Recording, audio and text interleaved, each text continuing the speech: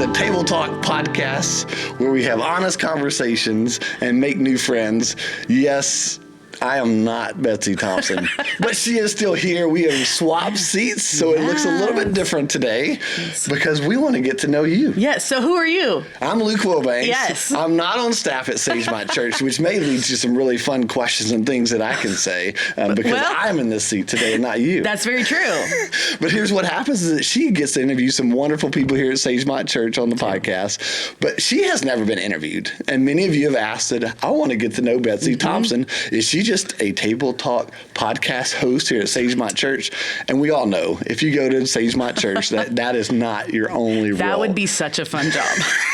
It would be, and it is. And I get to do that role it's super today. fun. Yeah, I love it. I love it. But thank you for joining us. We're going to have a great time here today. We're going to talk about a couple different things. But we're glad to have you on the show. Thank you so much. It's a joy to be on this side of the table. It's going to be fun. It makes it a little bit easier. Maybe. I don't know. Yeah, okay. People that sit in this chair usually say, I'm so nervous. And so it's different because I don't know what you're going to ask me. That's true. I've got some good questions for you. It's going to be fun. Get there. I'm excited. And I've done some things with Betsy Thompson before. Yes. We've done live stream, which is usually 5 minutes. It's the announcements before That's there. right. And so that's always fun. And a quick story.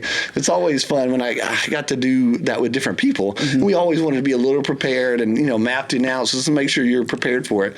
When I worked with her, I called her and said, hey, here's what do you want to do? How do you want to set it up? She was like, that sounds great. I'll just show up and be there.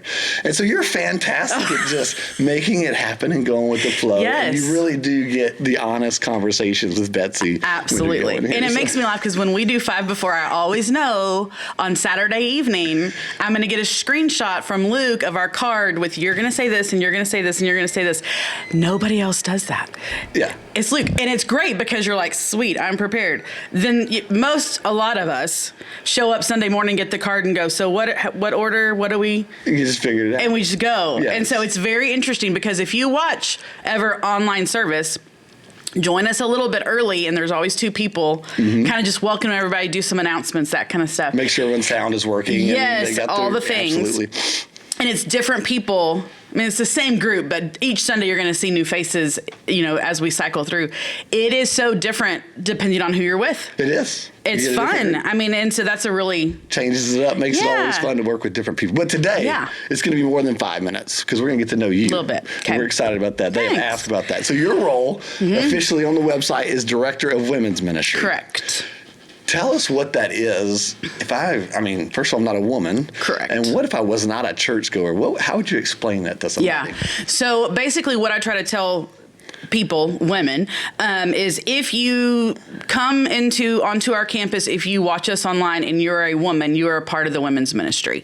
There's no other requirement. There's no other thing. If you're a lady, really 18 and older, because our students and kids have everybody younger than that, 18 and older, you're a part of the women's ministry. And a huge part of that is, yes, there's events, there's things we want to do to make sure that we are encouraging and serving and proclaiming the gospel to the women all around us that we get to interact with. But it's not just events and coming and listening to a fun speaker or getting to do worship. We really want to walk beside you. We want to walk alongside you. We want to encourage you in your walk with the Lord so that you are a different person than when you walked in or when you showed up online and you're further down the road in your relationship with Jesus. And so everything we do, sometimes it looks like a really just fun party. But it is fun. It is a really fun party. We have tell. Lots of fun parties. We do lots of really fun things for sure. But there's always an underlying layer of really the motivating force of everything we do is we want people to grow in their relationship with Jesus or maybe meet him for the first time, which is super cool. And so, but we like to have fun. While we're doing it. You're fun. You get to connect and you get closer to Jesus. Sometimes with the connections of the people you get to meet here. Absolutely. And this is a large ministry. This is probably one of our biggest ministries here at the church. The women, you're just doing it right. Thank you. That, and we appreciate that. And it's a lot of fun. Encourage her if you see her in the hallways, just going, wow. Because women, they need to have that connection. Yes. It is a huge piece of women just in general is to have community and have connections. And listen, and it's one of those things, if you want to be known, you have to be willing to be vulnerable. And our world makes that really difficult because every single person at some point in your life, you've been vulnerable and you've been hurt. Well, in church is probably even harder, right? Because you're supposed to look the like expectation you have it all is different. Yes. You have to have it all together. And the expectation in a church so often, which y'all is so wrong, is that the people inside the church aren't ever going to do anything wrong. Right. And it's just not true. We're still sinners, saved by grace. We just happen to be in a church. And so the expectation sometimes sets people up for even more hurt and disappointment. And the thing I tell women is I'm like, even if you've walked through that, which so many of us have, it is worth doing it again. It's worth being vulnerable again. It's worth taking the risk again to have the relationships with people that will hold you accountable, that will laugh with you, that will cry with you, that will bring you food when you need help, that will show up at the hospital, and having those relationships established before you're really in need of them. Absolutely. Is so important. So take the risk, do the thing. Meet somebody, talk to people. Find some people that help you through something. We don't want to find it through the crisis moments. Right, yeah. You want to have that group there, and the women's ministry is a great place to start. Absolutely. If I'm sitting on the couch listening to this, and I want to be a part of it, and that maybe resonated with me that, I need to be vulnerable, maybe I haven't before, what would you recommend? Where would they start at the women's ministry? An event or a connection? Where would you encourage them? And it really depends on the time of the year. Okay. Because sometimes there's certain things that I'd be like, hey, if you want one-on-one relationship, be a part of the Beside ministry. But to jump into the Beside ministry, there's only a couple of times a year. And what is the Beside ministry? Okay, so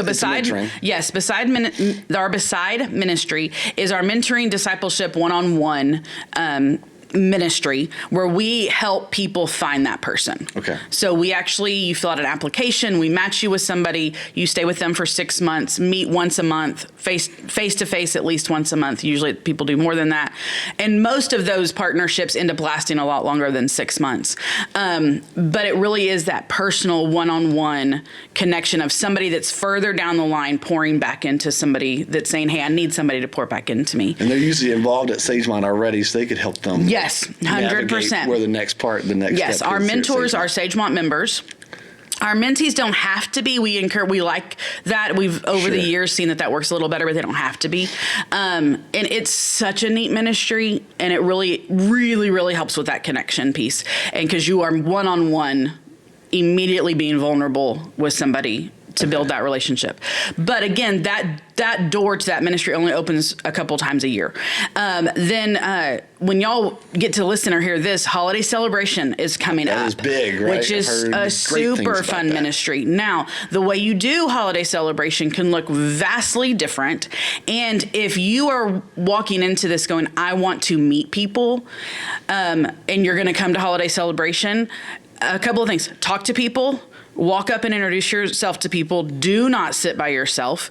You have to be super purposeful when it's that. I mean, because our holiday celebration's 1,000 ladies. It's a really big event. It's so fun. It's another one of those that is. And it's set up to where you can mix and mingle and talk and move around and stuff like that. That's absolutely. Fantastic. It's very easy to do that if you just take the step of doing it. And then all throughout the years, we have different events you can jump into and different things. Check social media. Check the bulletin. Look for those opportunities.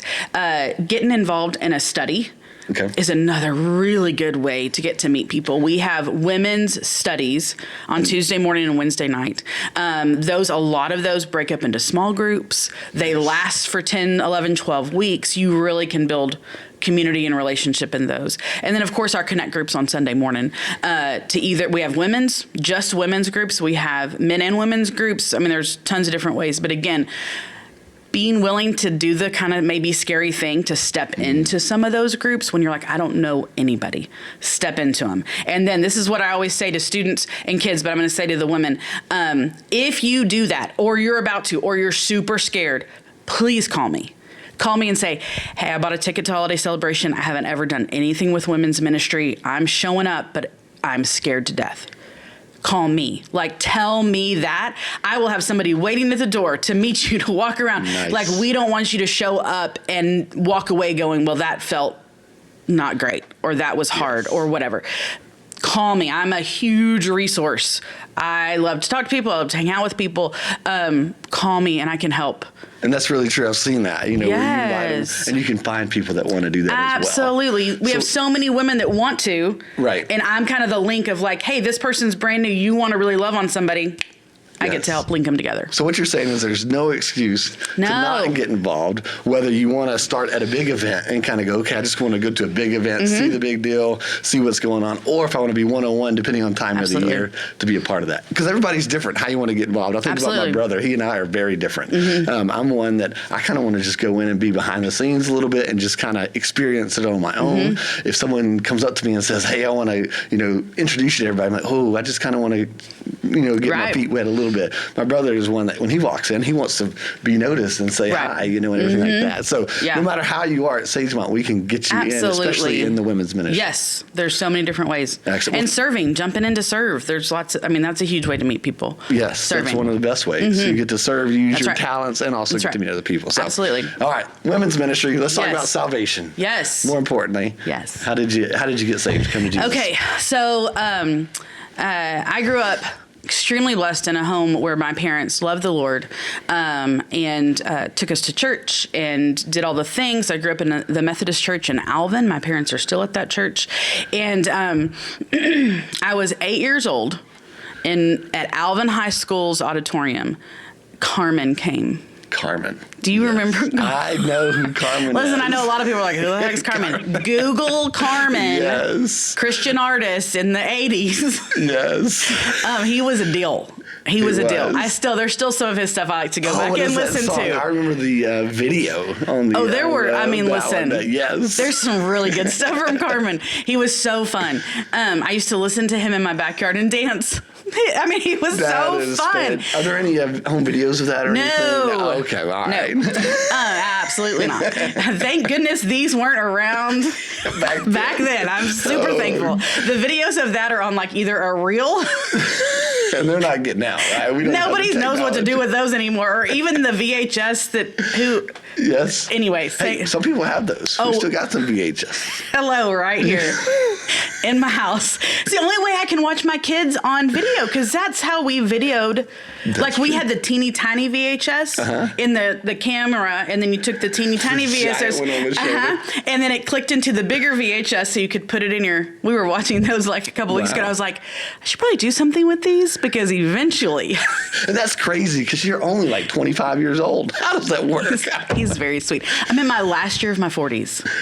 What? I don't know how I feel about it. I'm adjusting. But you seem like you're okay. It's fine. Yeah, birthdays don't bother me some people, Okay. But it is interesting even just to go, it's my last year of my 40s. That's it.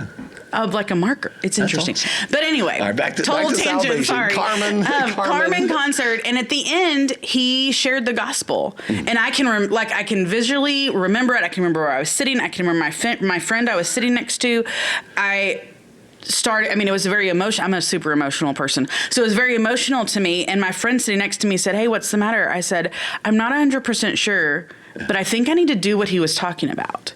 And I love this sweet friend. She leaned to me. She goes, you need to go home and talk to your parents. Oh, excellent. And I was like, okay, that's what I'll do. So I remember I got home, and I remember my dad picking me up and setting me on the island in our kitchen, and us having this whole conversation about what does it mean to know that I need a savior? What does it mean to know that I'm a sinner? And all of that. And so we went through the whole thing. We prayed together. It was so great. I remember it so well. Interesting, in the Methodist church, I was sprinkled as a baby and, did confirmation as a 12-year-old and did all of those kinds of things. And so, but my salvation was very real, and I walked with the Lord. Of course, high school, kind of all over the place, in most of it, not everybody, I shouldn't say that. Lots of people, not anything super wacky, but for sure, Jesus was kind of my ride along. Okay. Not driving. The car, not the back seat. He was just kind of like, hey, you're here. Cool. Let's do the thing. Make good choices. Do the right thing. That kind of a deal. Went to Texas A&M. Whoop. And that was really where I found my relationship with the Lord and my walk with Jesus got really cemented. And nice. I think it was because it really became my faith and not just my parents. It wasn't your parents. It wasn't growing up. Right. It was I have choices. As a freshman, I could choose where I was going to invest my time. Yes. And God was so gracious to me and put me with people in the right situations to choose to grow deeper and deeper with the Lord, and people that had memorized so much scripture. Nice. That I was getting like, in the Word. what?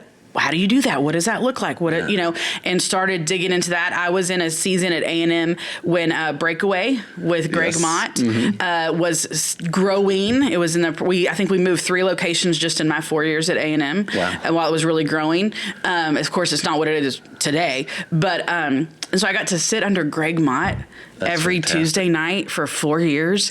Had a wonderful church there on Sunday mornings where I got to serve and grow, and was part of a Christian sorority where we did life together. And so that so solidified my faith and my relationship with Jesus. And it's that solid foundation that when things are crazy now, I'm able to go, wait, I know who he is. I know where he is. That. Yes. I like that you have that vivid memory of from the Carmen where you were, the counter. Yeah. But I'm seeing a thread where you had people around you. Yeah. Your friend was next to you that said, hey, I think you need to go home and talk to your parents. Your parents were there to be with you. Mm-hmm. Just like in the women's ministry, getting to know other people. And so Jesus can save us on our own, right? But it's 100%. Great how he uses other people to help us get to him. Absolutely. And so hopefully you're that person to other people if you're already saved. But if you're not, man, reach out to some people, whether it's coming to Sagemont to the women's ministry for the first time or getting to know people. So, yeah, absolutely. And I like that you have that such vivid memory of when you got saved. Yeah.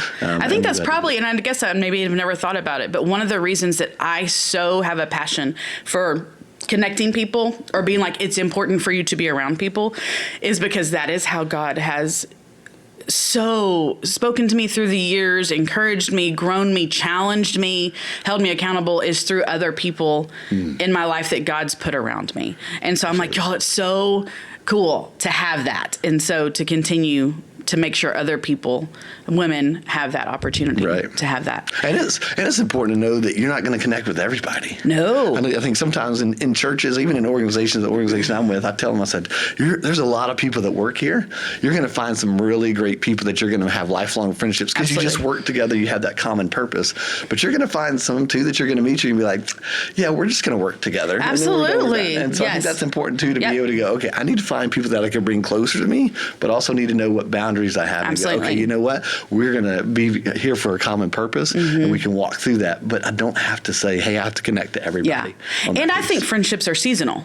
Yes. I mean, I have my high school friends, I have my college friends, I have my young mom friends, I have my, and some of those have been around the entire time, but so many haven't because you move, because your kids get older, because just different life things happen. Yeah. So, but I do want to say, okay, so, Donald, so my husband's Donald. Yes. He and I got married after I graduated from A&M. Almost 26 years we've been married. Congratulations. Wow, That's crazy. fantastic. So fun. We have a great time together. But so right after we got married, we moved to Missouri. Okay. But we'd been married about 6 months, and we moved to Missouri, to a small little town, Bolivar, Missouri. Love Bolivar. He was coaching and teaching at a university that's in that town. So we moved up there, and we started going to First Baptist Bolivar. I'd never been to a Baptist church, just Methodist, non-denominational. In college, I just never had been to a Baptist church. And so we start going there. It's just the sweetest church. We loved it so much. Some of our friends from there are still like lifers. So I'd been going there for about 3 or 4 months, and I looked at, no, it was longer than that. It was a year and a half maybe. And I looked at Donald and I said, hey, I think I need to get baptized. Huh? I'd never been fully immersed baptized. Right. And he looked at me, he goes, you're 7.5 months pregnant. And I said, that's okay, right? Like you're correct. Way to notice. I know. Thank you for realizing. Good job, Donald. But it was one of those, I was Hopefully he wasn't just now noticing. I think he'd known. Yeah. But so almost 8 months pregnant, I got baptized. That's fantastic. And it was the sweetest moment to get to do that. And even after being a believer for years and years, to get to take that next step and just going, I need to do this, and this is the right time. And so it was that kind of full circle of, that's really neat. Let's do this thing. Yeah, it was super fun. And that's encouraging to people to go, okay, what is the next step in your faith? Is it baptism? Is it getting saved if you've never done that? 100%. Ask Jesus into your heart. Yep. Or is it getting involved at the church, whether it's serving or becoming part of the women's ministry? Absolutely. We can always go, what is that next step we're looking for in our faith? Everybody has it. Yeah. Everybody has it. You mentioned Donald, but you've got a whole family. I do have 4 a whole kids. family, yes. Tell us who they are. Yes, okay, so Donald and I met my last semester at A&M. He's older than me. He was working. We met, got married. married. We have 4 beautiful girls. Ashley is almost 24. Allison's 22. And then Madison and Meredith are 18. They're twins. And it's all girls. We have a blast. Nobody say, oh, I feel sorry for Donald. Don't. That's what everybody says. They're like, oh, your poor husband. I'm like, no, he's so spoiled. And the girls love him so much. And it's so fun. We have a really great time. We just entered empty nesting. So they're all out of the house. They're all out. I will tell you, just yesterday I had my first weird empty nesty thing, because we've done really well. It's been about 7 weeks. We're getting used to it. We're processing all the things, and it's going fine. So Madison is in Kentucky and Meredith's in Virginia. So they're not just away. They're spread out. Away. And so I can't just run by and visit them, and they can't just run home. Is that a good thing, or is that? Oh, I hate it. Oh, okay. I miss them so much. I miss them so much. It's good. They are exactly where the Lord wants them to be. For both of them, when we did college visits and sat down in their major with the dean of their major, and I saw the light spark in their face talking to another person that knew their language. Okay. Because Madison's doing equine science and Meredith is doing missions, global studies, and both kind of obscure. I mean, you have to have a real passion for those to jump into them as an 18-year-old. Right. And to see the spark and sit there in the meeting going, don't cry, don't cry, don't cry, don't cry. Because you're this is where they're supposed to be. It's Kentucky and it's Virginia. Yeah. But this is where they're supposed to be. And so love that they're there. They're both doing so good. It's awesome, but I miss them terribly. Absolutely. And so it started raining the other day here in Houston, and I looked out the window I looked outside and I said, oh, I need to check and see if Madison and Meredith are on the road because it's raining. That's a total mom move right there. But then that little twitch of, they're not here. They're not here. Look, I'm getting teary. Yes. Y'all, it's a weird deal. It's so weird deal. I texted them and I was like, okay, weird empty nester thing. Absolutely. And, but so it's really good. I'm so excited. And it is holding both. Yes. Learning to hold both. Pure joy for them and extreme sadness for me. And it's just the end of a huge season. That's been your life that for the last for almost 24 years. You've had somebody that's needed something, whether it's nuggets being cooked in the oven or something deep emotional that you walk through, and then now they're on their own. Yeah. And you want them to be on their own, right? It's what that's what we do, right? Raising them is to prepare them to go out and be successful humans, and loving and kind and follow the Lord and all of those things. And I'm so blessed to say that all 4 girls are doing that. And it's just beautiful to watch the Lord use them in such cool, mighty ways. And you still get to parent. Listen, parents, just because they're not living with you, they still call. You're still parenting. Needs. Yes. It was funny. Madison called me from Kentucky. She was like, hey, I'm calling to ask you tell you something. And I was like, okay. She's like, dangerous. I was like, what? And she goes, there's a retreat this weekend with the Baptist College Ministry. So there's a retreat this weekend. And she goes, and I signed up.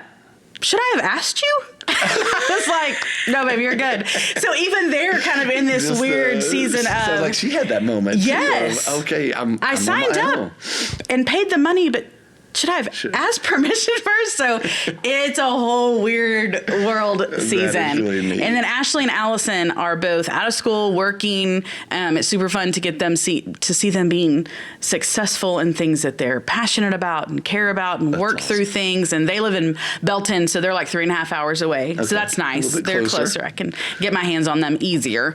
But so Ashley, my oldest, got a golden retriever. She got a puppy. Oh, a new dog? Goose. Yes. And his name is Goose. His name is It's not Goose. the breed. No, he's not a breed called Goose. Think Top Gun Maverick. Oh, he's Goose. Got it. And he's the cutest, most adorable thing. We love him so much. And so she came to Houston to pick him up over Labor Day weekend.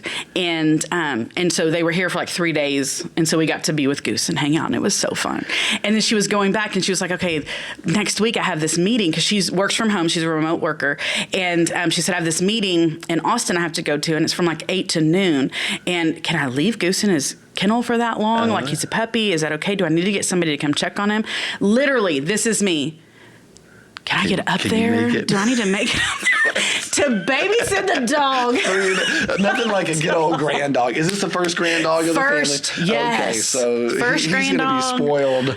Oh my gosh. Got 3.5 hours to let him out and then come back. For 4, yeah. And I told Ashley that, and she was like, Mom. I was like, I don't know. The number of pictures and videos on my phone of this dog. I looked at Donald. I said, "What are we going to do when it's a human?" Now, did y'all have a dog growing up with the kids when they were younger? We have 4. Okay. Do you have more pictures of this Goose grand dog on your phone than you do of the dogs? My dogs? Growing up? Yeah. Heck yeah. Funny how it changes when it's there. Yeah. Listen, I love my dogs. I love our 4. And it's funny because 2 of the 4 that we have at our house now, one is Madison and one is Meredith. Oh, okay. I love them tremendously, but they are the girls' dogs, 100%. Nice. And so, yes, it's very funny. And then Allison, so my second oldest, Allison, her boyfriend just got a little puppy. And so we love Bandit too. And so we get to spend time with him. And Goose is we call him a land shark. Because his teeth are so sharp. Okay. And he's huge and floppy because he's a golden retriever, Bandit is this teeny tiny little fluff ball that just wants to curl and love. And she buys him outfits. So definite animal lovers in your family. Listen. You've got horses, we've got all the things. Yes. It's really, really fun. All right, give us 2 pieces of encouragement for people that are watching. You're in a unique situation. You just empty nester for 7 weeks now. Yep. How would you encourage those that are empty nesters as well that may be struggling with it, from a faith perspective? But then also, how do you encourage folks like myself where I don't have girls, but I've got 3 boys at home. Yep. And it's totally similar. I'm sure it's exactly the same. But maybe we're like wishing for the empty nester and trying to make it through some tough moments. I love my kids, lots of great things. Absolutely. But we have our hard days. So kind of 2 pieces of encouragement, one for those that are empty nesters now and one of those that are hoping for it in the future. So first, for people that your kids are at home, whatever age, they're 2 and 3 and you're barely sleeping through the night, or you've got junior hires that are coming into their own, or kids that are starting to drive, any of that time frame, do the hard stuff. Do the hard stuff. Stay consistent. Hold fast to your rules. Don't make silly rules that are going to wear you and your kid out and are not productive. Don't do those. You can hold them to it. That's right. You say it, That's make right. Sure it's gonna don't happen. in the heat of the moment say, you can't have your phone for the rest of the year. Like, don't, because you're not going to do that. And even if you did, it's really more trouble than it's worth, right? Because you want to be able to get a hold of your kid. Don't make those random rules. Be very specific, but then stick to it on the days when you're like, all I do is tell my kid no all day long. Y'all take a breath from it and then get up the next day and do it again. When your kids, when they are older and they're driving, I remember one time Ashley Thompson missed curfew. And I like how you just called her out. Her whole name. She knows. She's going to text you when she watches it. She's learned from it. She has grown from it. But here's the deal. She did it one time, and to the point where I went out and drove around. Ooh. I knew where she was. Yeah. But she wasn't answering her phone, the whole deal. I'm driving out of our neighborhood and she's driving in. And so I spin around and I come back and she's like, hey, what are you doing? I was like, looking for you. You are, and listen, she was like 35, 40 minutes late. It wasn't like she was hours late. But she's probably at church praying with a group or something. She was at a friend's house down the road. I knew where she was. Okay. I totally knew where she was. She's like, my phone died. Not an excuse. That doesn't. Else has a phone. That doesn't work. That's totally your fault. And I heard one of her sisters came back around to me later and said, Mom, I was with her with that group of friends that she was with, and she said, I will never do that again because of the way I saw how it affected my mom. Be honest with your kids that you're not just mad at them. Absolutely. You love them. You're worried about them. You're concerned. You want them to make good choices now. Right. So they will continue. And they're going to make some bad choices now. They're going to come. They're going to. Yes. But it's great that you have that relationship with them to where they realize they disappointed you and they realized how you felt. It wasn't just you were someone telling them no their whole life. So great piece of advice. Yeah. Do the hard things. Take the time.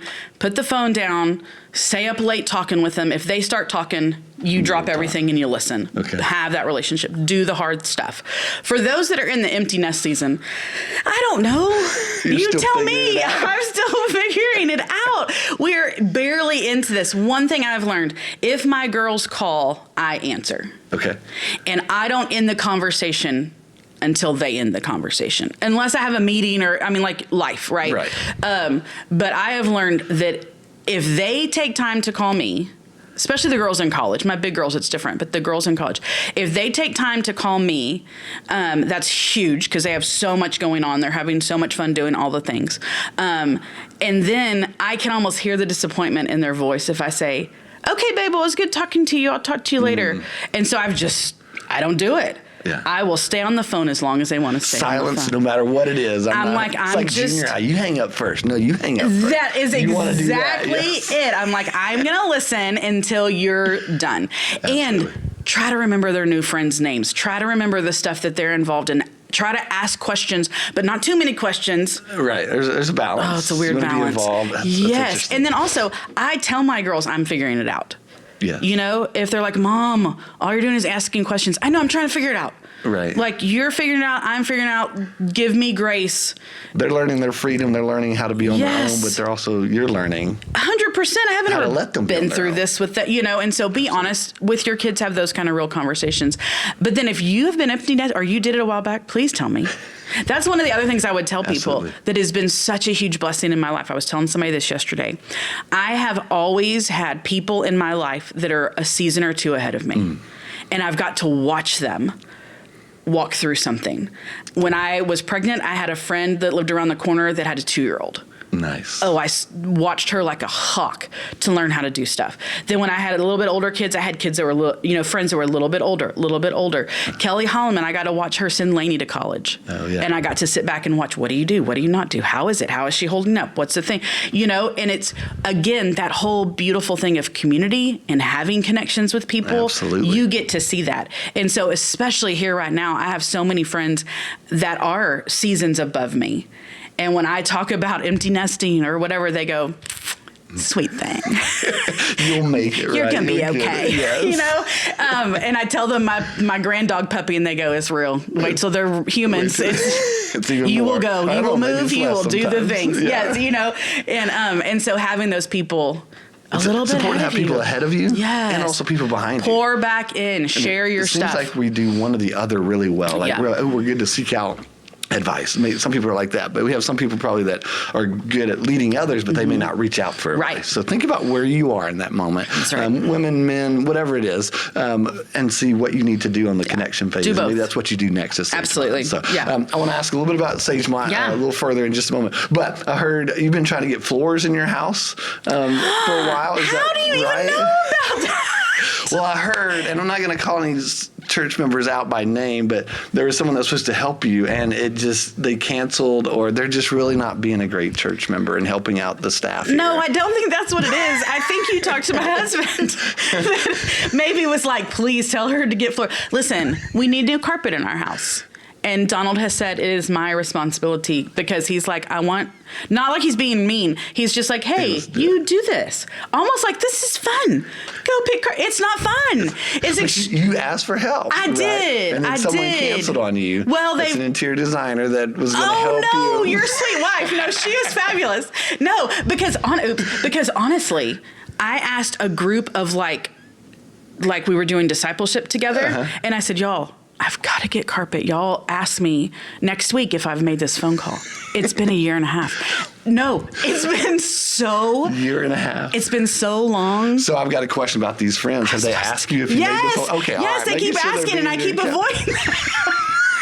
Everybody, this Sunday, I want you to come up to Betsy Thompson and ask her if she has made the phone call for floors. Y'all, I've even talked to people that own flooring companies and said, they're like, just do it. Just call us. We'll come help you. Sounds like you have zero excuses. 100% zero excuses.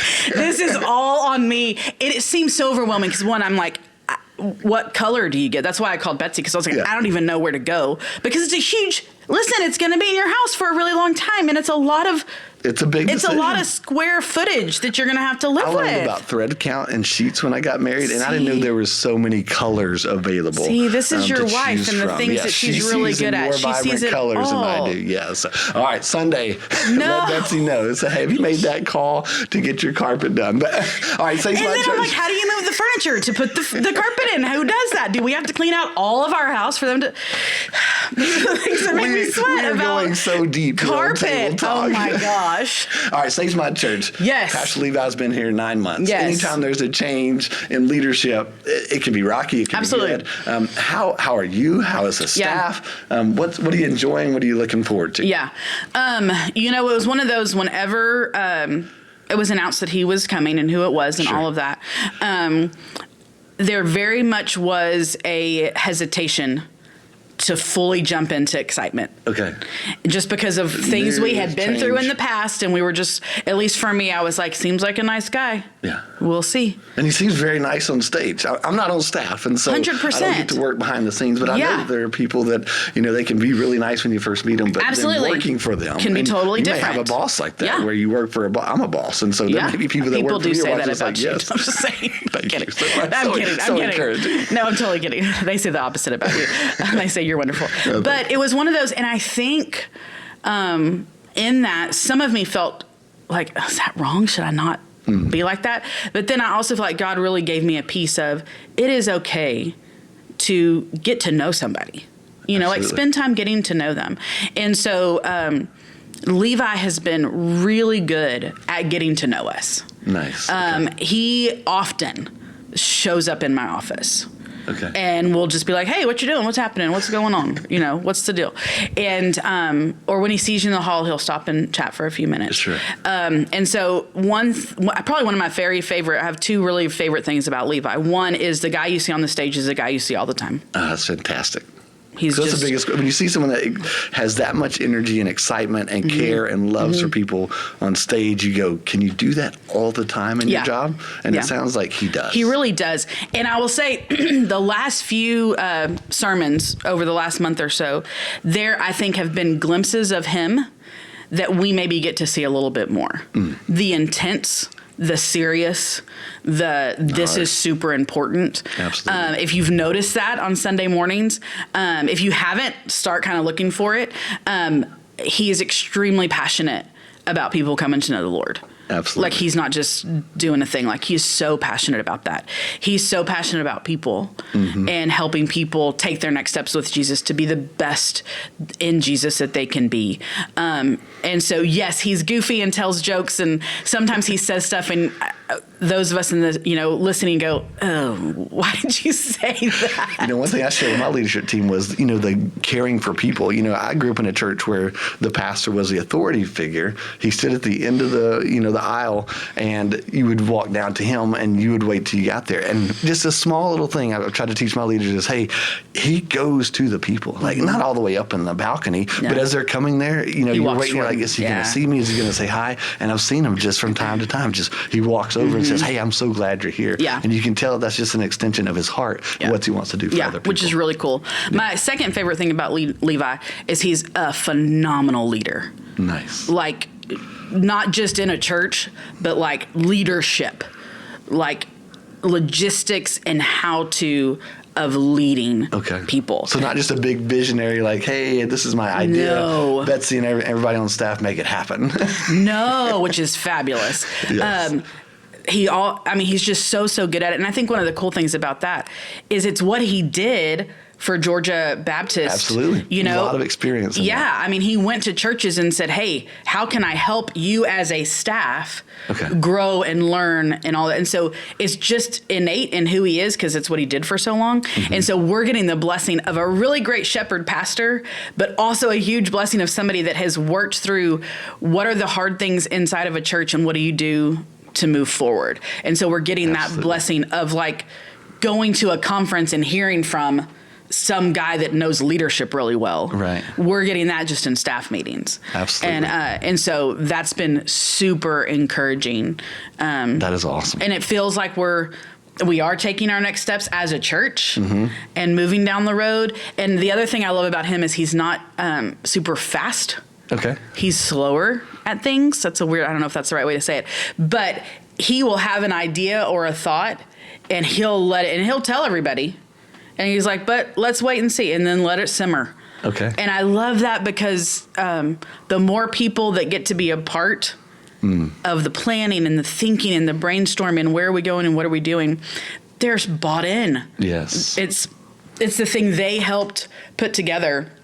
And I'm seeing that in the body of Sagemont right now, really feeling like they're a part. Well, that's that connection piece, getting other people involved. Because sometimes as leaders, we can be guilty of moving too fast and we get passionate about this idea and go, oh, let's do it. It's going to be great. And if we wait just a little bit and we get people on board with it, then it can go even further. Because you don't want to launch something and people are going, what's he talking about? Yes. How about launch something and people go, oh yeah, I know what that is. Let me help you let me tell 5 people that don't know what it is. And so he's doing a really good job with that. Okay. There's some great leadership leaks. That's what I've heard it called, is that you let it leak out a little bit in a purposeful way, Very not in purposeful. an accidental way, to where people know about it. They're not shocked, and it's a great way to grow the church. So it's been good. Sagemont Church is growing. You can be a part of it. Hopefully you can see what's going on here. If you want to be connected, whether it's in the women's ministry, whether it's in somehow at Sagemont Church, reach out and let us know on that piece. And so this has been Table Talk Live. We're glad to have Betsy Thompson here. So fun. Getting to sit in the opposite chair today. Finally, we got to know your story, your salvation story, and what it is here at Sagemont. So thank you so much for joining us. We'll see you around. Bye, guys. Bye.